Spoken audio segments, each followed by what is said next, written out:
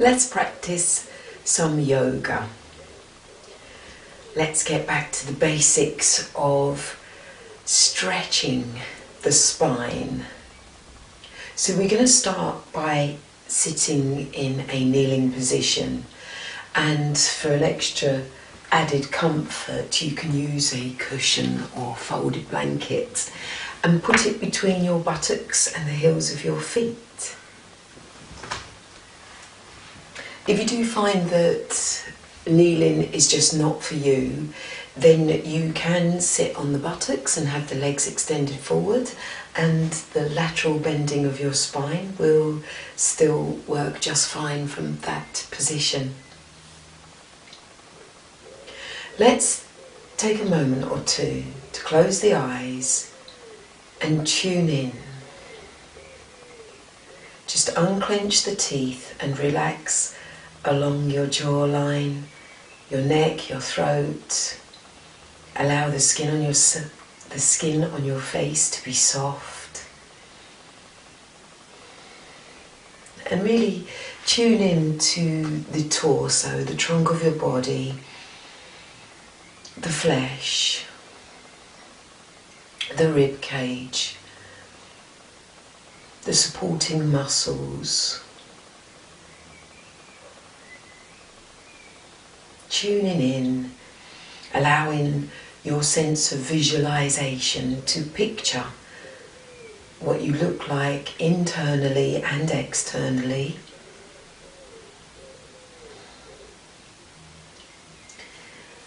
And once you've made that connection, you can open the eyes and prepare for some stretching. Now, first of all, we're going to take our hands out to the side. We're going to stretch into the fingertips, and we're going to stretch through the arms, utilising the fullness of the arms right from up in the shoulder girdle to the fingertips. So you might find that you have some loose flesh maybe around the bicep, the tricep, and you can give a simple message from the mind to that flesh to hit back, draw back towards the muscle, and the flesh and muscle to the bone. Nice deep inhalation, and then gently rotate the arms from the shoulder girdle so that the palms of the hands face upwards. Just breathe and acknowledge the position you're making, the stretch that you are emanating, coming right from the heart and spreading out equally, left and right, into the fingertips. See if you can draw the little fingers a bit further up to the ceiling, the thumbs moving towards pointing down. Taking it easy though, no force necessary. You might like to again close the eyes and really feel the position. And then upon an exhalation, allow the hands to turn back so the palms are facing down, and gently lower the arms so that the hands just rest either side of your hips. Let's take a nice breath in, release the right arm and stretch it up. And then as you exhale, you're going to walk the left fingertips out, just a little. And you're going to really stretch through the right side of your body, whilst also thinking about the left side and lifting that too. Keep your right shoulder stacked above your left, so at no point are you dropping forward, slouching. You're really keeping the whole of the trunk of the body almost as if it's pinned between two panes of glass. And your right shoulder over your left, and then both right and left shoulder in alignment with the hips. And really again, tuning into the breath. And by keeping the eyes closed, you can have that inward with you checking the parts of the body that are assisting in the position, the parts that might be being lazy, and then pulling the tummy in as you return to a central position, still feeling nice and spacious through the trunk of the body. As we breathe in, raise the left arm up, and then we'll walk those right fingers out away from us, finding your alignment, tuning into the stomach, because the stomach muscles, the abdominals, they're going to support your spinal cord. Checking your left shoulder is directly above your right, and that your head and neck are a natural extension of your spine. And then pull the belly button in and come back to a central position. Draw in breath and rise up. Feel the flesh on the sides of the body lifting up, on the front, on the back, especially from the lower region of the spine. There may be pockets of flesh there that have become sluggish and inactive. Now's the time to engage them, get them lifting, get them involved with the movement. Let's take another breath in, drawing up pubis to navel, navel to breastbone, breastbone to brow. So it's like this internal zipping up, an elevation. And then we'll raise the right arm up and bring it over, and we want the inside of the upper arm to align with our ear, so that way we know we're keeping a sense of alignment. And we're going to walk that left arm out a little and take a breath in, and when you exhale, see if you can flex the left elbow down and then release, all the while keeping both sitting bones connected to your heels of feet. Another breath in, create space. Exhale, hinge the elbow down, flex the elbow down and release. And then a third time, a breath in and a hinge and flex. And see if you can bring the two hands to meet. It may not happen to begin with. It could take a good while. You could always have a little chair or stool next to you to begin with, or a low-based coffee table maybe, and you can rest your forearm on that and bring the hand over to connect.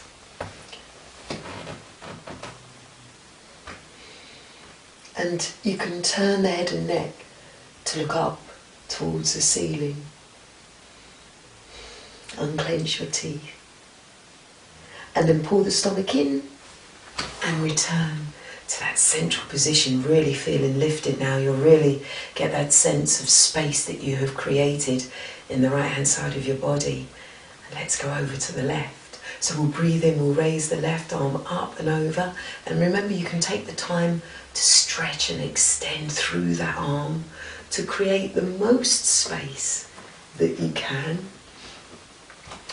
The more space and room that you can create in the foundation of the pose, that just allows even more to be made in the fullness of the position.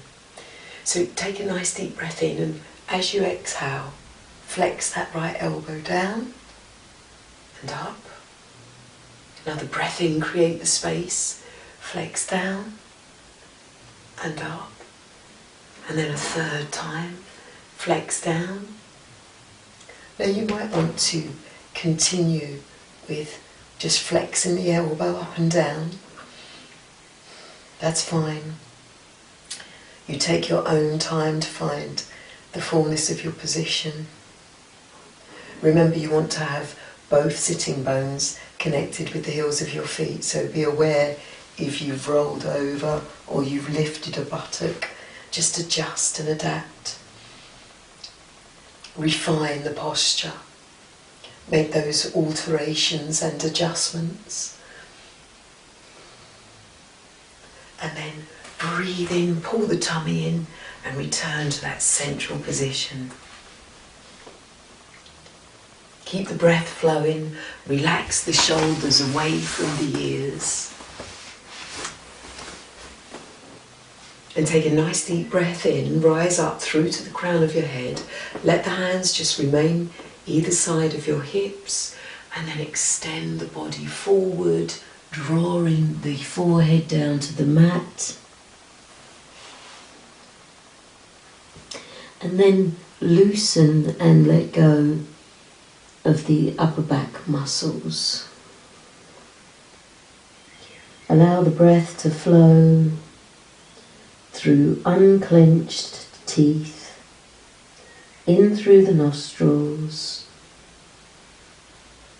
out through the mouth if you choose. Be aware of the compression of the chest on the fronts of the thighs.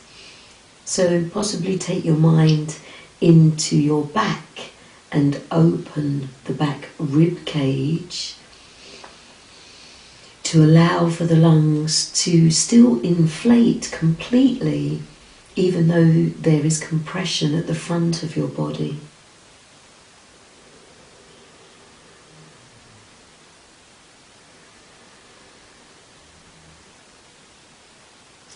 And then you'll draw your chin in towards your chest, you'll pull the tummy in, and you'll re-stack the bones of the spine. Once again, once the shoulders and head are over the hips, you can bring those shoulder blades towards each other so that you're opening out across the front of the chest. And then we'll bring the hands just in front of the knees. We'll lift the buttocks, release the feet, and extend the legs forwards.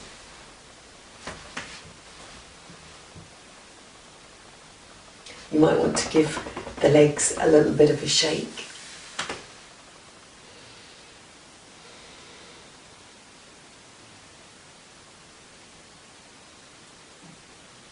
So in Dandasana, staff position, we can take the left hand, grab the flesh of the buttock and pull it out behind us, almost drawing it to the wall behind us, and then bringing it up into the small of the back. Try not to bring it out sideways into the hip. We don't want to splay ourselves out wider. We're simply using that pulling of the flesh of the buttocks. We can do it with the right hand as well, underneath the right cheek. And it just sits us further forward onto our ischium, the very base of the pelvic region. And it gives us a bit of a head start in a forward flexion. You might find that due to your work, if it's office-based, desk-based, you'll be quite slumped. You have a joint in the upper back here which can cause this upper curvature of the spine. You simply need to reverse the years of rounding forward. So the reverse of that is opening out and taking the shoulders back and lifting the chest and bringing that forward, keeping the chin parallel with the thighs or the mat or the desk. Let's gently walk our hands forward, just bringing them to rest on the shins, and then take a breath in and really feel that your internal organs have lifted, especially the tummy. It's almost like you're scooping it up. It creates space so that when you next breathe out, you have room to move into. Now the aim of this forward flexion of the spine is for us to reach our toes. If we're pointing our toes away from us, then we've got further to go. So activate the legs. This brings the skin and the muscles and the tendons and the ligaments to come alive and help with the position. So draw the toes back towards the trunk of the body, and then the fingers will reach forward. Avoid overreaching. If you're really stretching and you can feel all this strain in the upper shoulders, you've gone too far. It's better to have your hands back in a position where you can work on getting the torso correctly aligned, the space created. It's such a slow burner. There's no rush, and sometimes it may be thought, well, there's no cardiovascular, I'm not going to lose weight. But you're going to lose it in small increments continually, whilst you increase in flexibility, suppleness, whilst you improve skeletal alignment, which allows any blockages or obstructions to be released, which in turn allows a greater blood flow, a more balanced and evened blood flow, which then regulates blood pressure. They all have their little knock-on effects, benefits.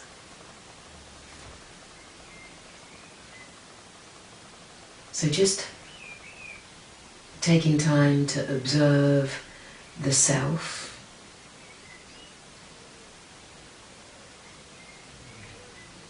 And then keeping the nice flex that you have, you're going to bring the hands round to massage the kidneys. It's a gentle massage. You can make fists. Like yesterday, we made fists with our hands. Cross the thumbs over, just turn the fingers in. And it's a gentle pummeling, waking the kidneys up. The kidneys deal with a lot of excretion of toxins.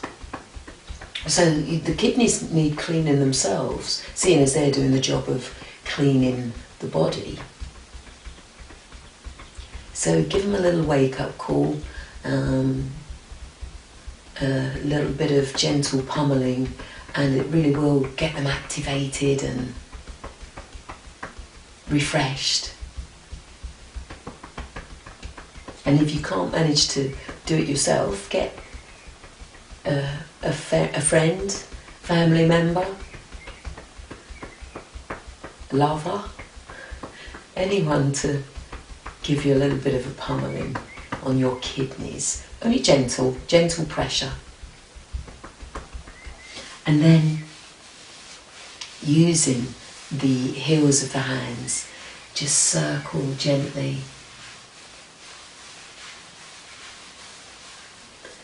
And then return to the forward flexion. And here you can now place a cushion on the shins to be able to rest the head.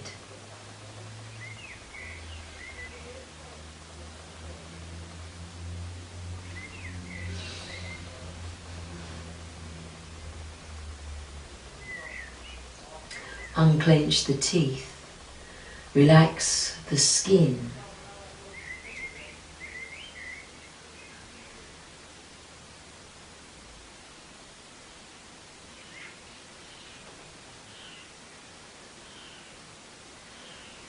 And then slowly coming out of the position, using the strength of the abdominals to help raise the torso, returning to Dandasana, staff posture.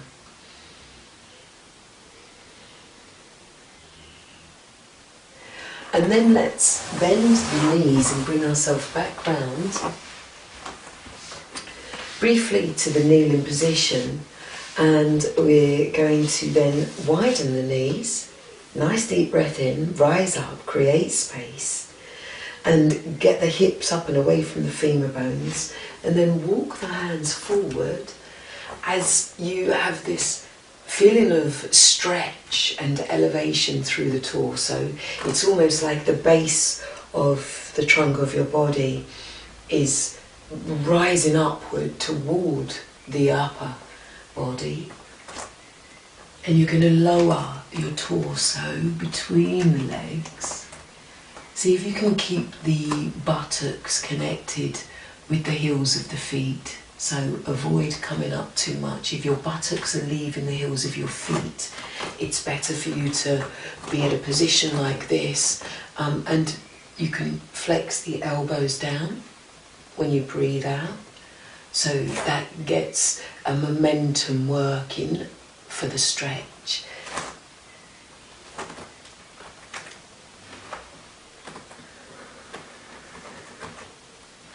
And again, softening the skin on the face, releasing across the upper back muscles,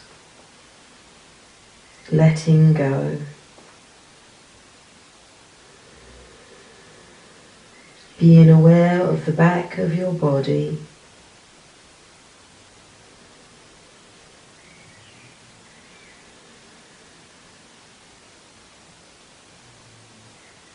And then drawing the chin to the chest, pulling the tummy in, walking those fingers back to that upright kneeling position.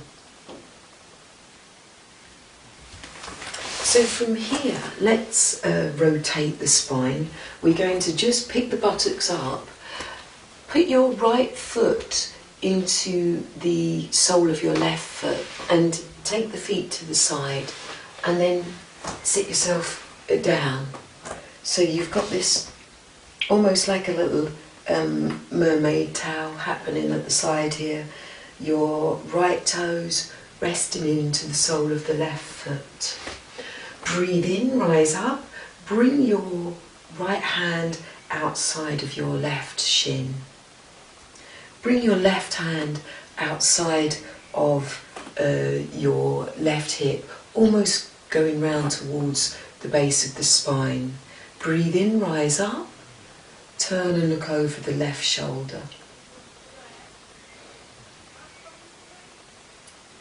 Keep the breath flowing, and then gently, with that elevation still internally, you're going to bring the left hand outside of the right knee. Take the right hand behind you. Breathe in, rise up. Rotate the trunk to the right, but just keep the eye line towards that left knee. So you've just got a bit of an opposing twist between the base and the upper spine. Relax those shoulders away from the ears.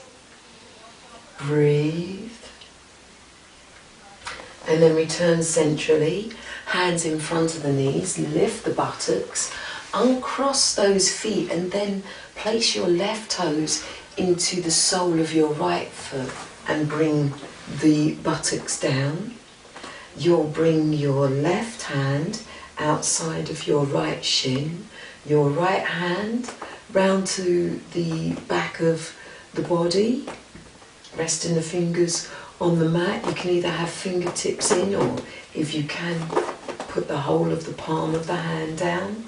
Breathe in, rise up, rotate to the right, turn in to look over the right shoulder.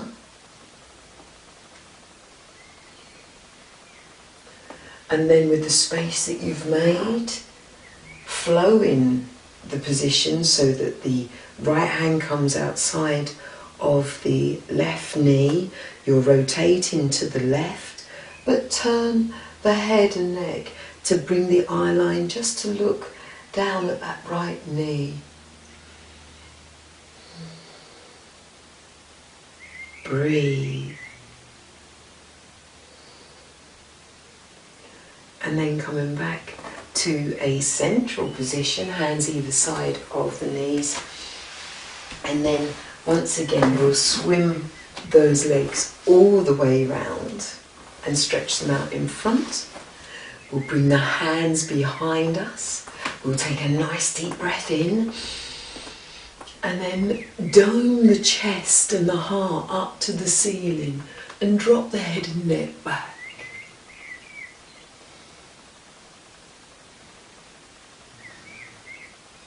And then return to a central position. Bring the legs in to become cross-legged.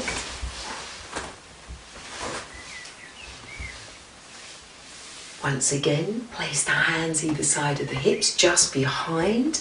Breathe in, rise up. Draw the shoulder blades towards each other. Drop the shoulders back.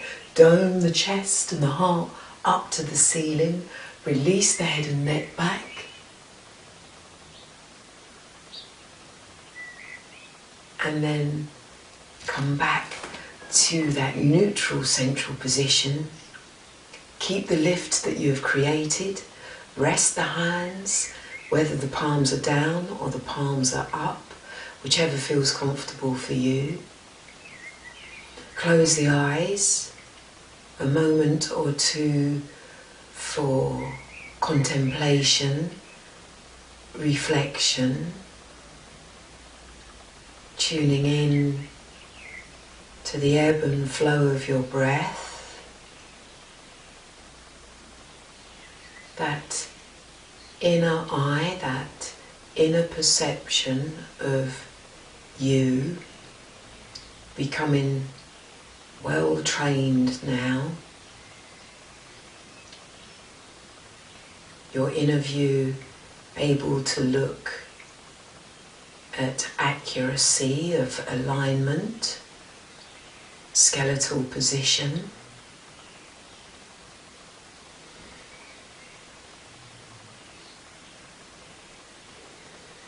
And then you can open the eyes, bring the hands, the palms together, rest at the heart, give yourself thanks for your continued patient and persevering practice.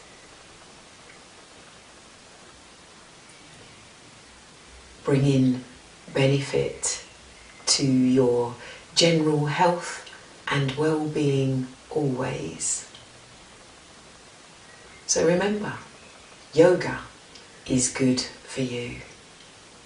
Yoga is good for all.